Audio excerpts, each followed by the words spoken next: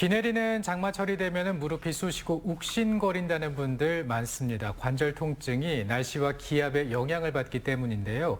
올여름 장마가 길 거라고 합니다. 관절 통증 미리 좀 관리하는 방법에 대해서 알아보겠습니다. 한의사 이희범 원장 자리하고 있습니다. 어서 오십시오. 안녕하십니까. 네, 우리 어머니 아버지들 보면 무릎 아프다, 쑤시다 이런 말씀 네. 많이들 하시는데 나이가 들면 이건 피할 수 없는 건가요?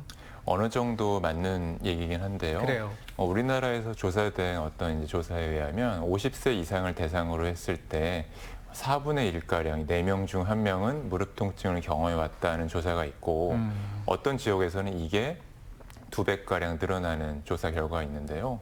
나이가 들면서 어느 정도는 무릎이 아프다는 것도 맞지만 또 아닌 것도 있는 것이 4명 중에 1명이 아프다고 하면은 나머지는 안 아프다는 얘기잖아요. 네. 그렇죠? 그래서 어떻게 하면은 나이가 들어서도 안 아플 수 있지 생각을 해봤을 때 평소에 이제 자세도 바르게 한다든지 그다음에 이제 무릎 주변의 근육들을 이제 키워서 운동을 열심히 해가지고 약해질 수밖에 없는 무릎을 보강을 한다면 무릎 통증이 발생하지 않을 수 있는 것이고 그다음에 이제 무릎 통증에 관여하는 가장 큰 질환 중에 하나가 퇴행성 관절염인데요. 세계보건기구 WHO에서는 70세 이상의 환자들 중에서 70세 이상의 인구들 중에서 40% 이상은 퇴행성 관절염이 있지 않을까 추산하기도 한다는 그런 조사가 있었는데 네네. 이런 퇴행성 관절염도 잘 관리를 한다면은 무릎 통증을 예방할 수 있는 방법이 되겠죠. 그리고 나이가 든다고 해서 무조건 이제 그 무릎 통증이 있는 건 아닌 것도 맞고 나이뿐만이 아니고 다른 요인들도 있는데 무릎 통증에 관여하는 예를 들어서 비만이라든지 네. 직업 어떤 일을 하느냐에 따라서 그다음에 평소 자세, 생활 습관 같은 것들이 영향을 주는데 비만은 특히 무릎 통증과 이제 퇴행성 관절염의 굉장히 주요한 인자 중에 하나입니다. 당연히 상식적으로 생각해봐도 무릎이라든지 허리가 우리 몸을 받쳐주는 기둥이라고 했을 때 체중이 늘어난다고 하면은 받쳐주는 기둥은 힘이 들 수밖에 없겠죠. 그래서 비만 관리, 체중 관리도 하게 된다면 무릎 건강을 훨씬 더 좋게 할 수 있지 않을까 생각이 듭니다. 네.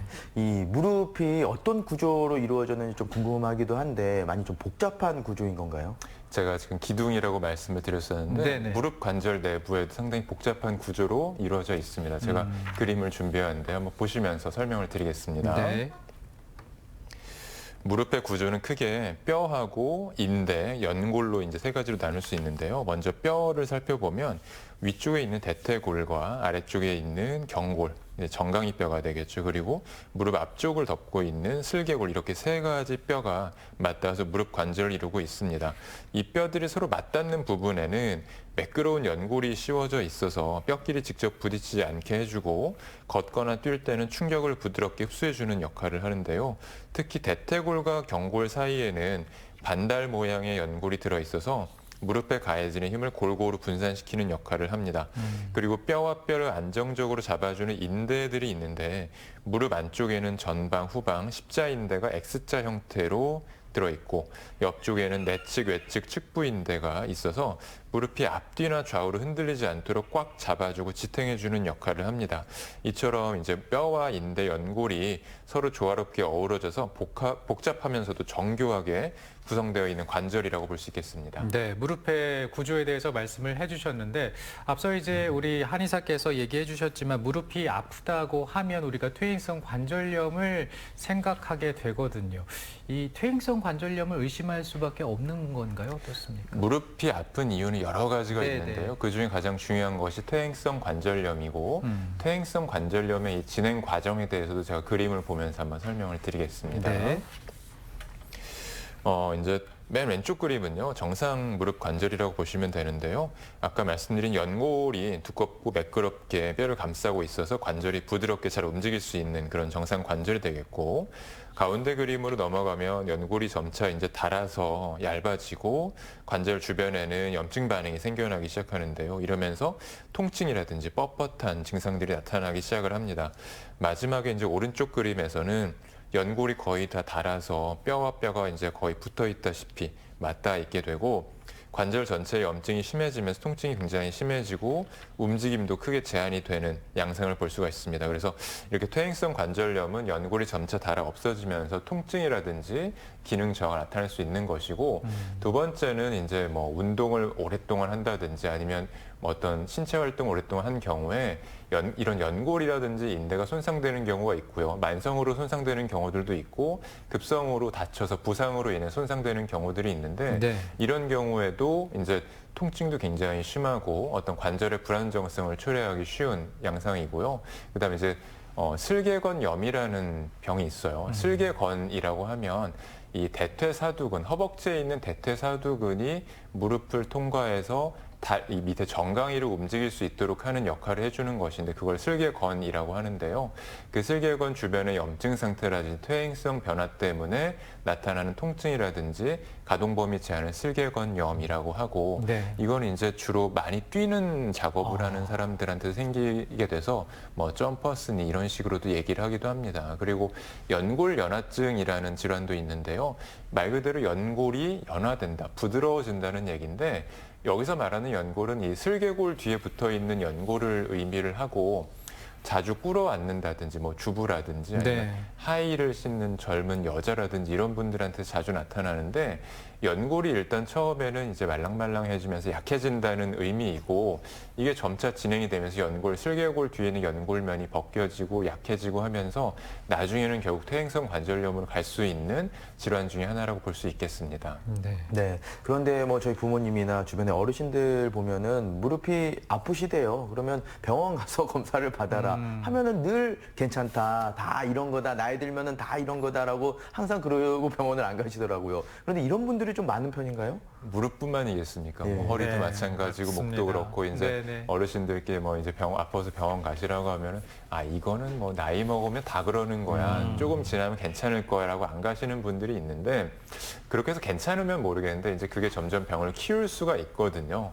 이제 환자분들께서 초반에 퇴행성 관절염 초반에 병원에 가서 진료를 해서 고치게 되면은 활동이 굉장히 자유로워지고 통증도 줄어들 수 있는 장점이 있습니다. 당연히 그렇게 해야 되는데, 단순히 나이 탓이다, 조금 있으면 기다리면 괜찮아진다라고 해서 치료를 받지 않으면 아까 퇴행성 관절염의 진행 과정을 보셨잖아요. 네네. 더 진행이 되기도 하거니와 더 진행됐을 때 더욱더 치료하기가 어렵고 통증도 심해지고 무릎이 뻣뻣해서 움직이질 않으니까 삶의 질이 굉장히 떨어질 수밖에 없죠. 그리고 초기에 실제로 퇴행성 관절염 치료를 받으신 분들은 운동도 자유롭게 할 수 있고 일상생활에서 크게 불편한 것이 없이 치료할 수 있기 때문에 생활할 수 있기 때문에 일단 조기에 치료받는 것이 중요하겠고, 아까 외상이라든지 운동으로 인해서 연골이라든지 인대 손상되는 것도 말씀을 드렸었는데요. 이것도 처음에 그냥 놔둬서 괜찮겠지 해서 괜찮으면 다행인데, 그렇지 않았을 경우에 만성 통증으로 이제 이게 발전을 하게 되고 관절이 불안정이기 때문에 언제든지 다시 또 다칠 수 있는 그런 여지가 생기기 때문에요. 어떤 증상이 있을 때는 병원에 가셔서 진료를 보시는 것을 추천을 드리겠습니다. 네. 사실 워낙 많은 빈도로 발생하기 때문에 궁금증 많으시리라 예상이 됩니다. 환자들은 어떤 점을 궁금해할까요? 정리해봤습니다.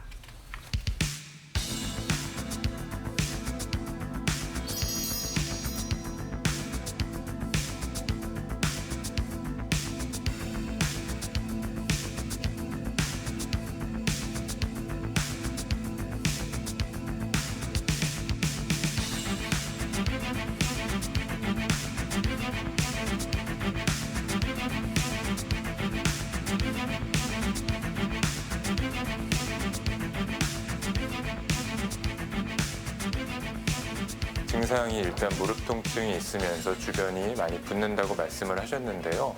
일단 무릎 관절의 구조부터 먼저 설명을 드릴게요.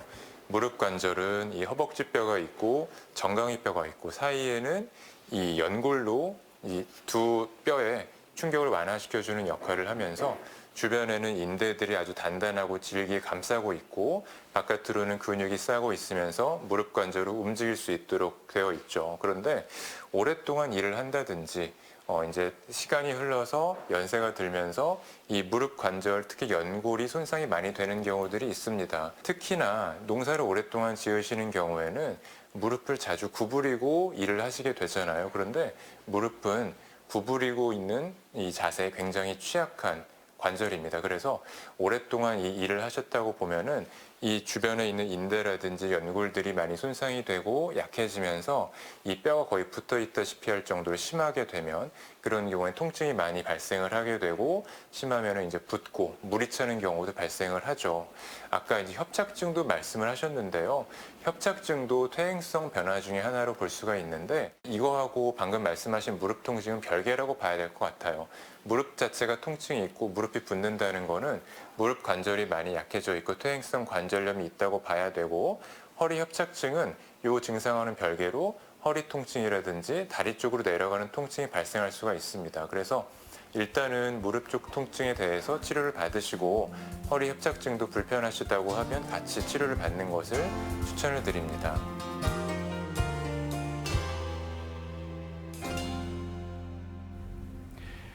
환자의 궁금증 만나봤습니다. 그럼 이제 치료법 알려주시죠. 예. 보통은 이제 2단계로 나눠서 치료를 하는데요. 네. 초기에 염증 반응이 심할 때는 염증을 급속하게 떨어뜨릴 수 있는 한약 처방을 쓰고 그다음에 약침이라고 해서 한약으로 된 주사라고 생각하시면 되는데요. 먹는 한약뿐만이 아니고 주사로 이제 한약을 주사로 만들어서 직접 환부에다 주사를 놓게 됩니다. 그리고 이제 시간이 좀 지나서 염증 반응이 줄어들면 이후에 주변에 이제 근육하고 근육들을 튼튼하게 해서 약해져 있는 관절을 보강할 수 있도록 하는 한약 처방이라든지 침 치료도 병행을 하게 되는데요. 침 치료는 일반적으로 놓는 침 치료뿐만이 아니고 침을 놓은 이후에 시술자가 이제 무릎 관절을 움직임으로써 가동성을 늘려주고 통증도 효과적으로 줄여줄 수 있는 동작침법이라는 것이 있습니다. 그래서 그런 방법을 통해서 무릎 관절염을 치료하도록 하겠습니다. 네.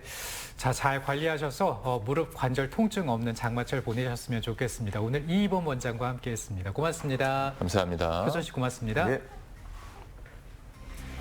충주의 대표적인 여름 축제죠. 다이브 페스티벌이 오늘부터 일요일까지 4일 동안 펼쳐지게 됩니다. 예술성과 대중성이 겸비된 공연이 준비되어 있고요. 또 오늘 개막식에는 400여 대의 드론쇼와 불꽃 축제도 함께 펼쳐진다고 하니까 충주 많이 찾아주시면 좋겠네요. 저는 내일 또 인사드리겠습니다. 고맙습니다.